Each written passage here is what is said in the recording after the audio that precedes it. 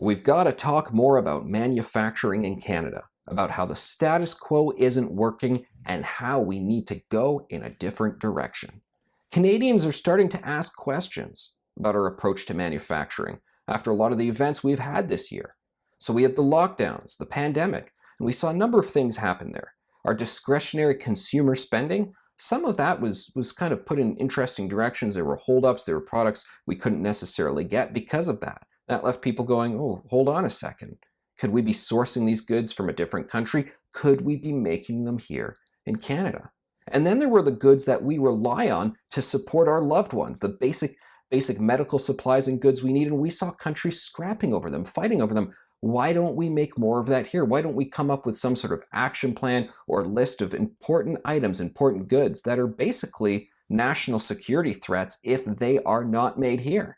To rely on another country for things you need to survive, that is a national security threat. What if you get into some sort of conflict with them? There's some sort of brewing Cold War between you and that country. You don't want to be caught needing them for vital goods, which brings me to the next item that has seen a lot of Canadians start to ask questions about manufacturing: our relationship with China.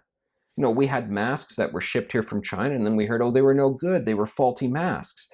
Well, hold on a second. What about other cheap goods from China? How trustworthy should we consider these? How much should we rely on them? Are there alternatives? Yes, we get a lot of cheaper goods from China. If we made them here, we'd have to be willing to pay more. Maybe we should be willing to pay more for Canadian manufacturing and Canadian goods. And we need to have that conversation.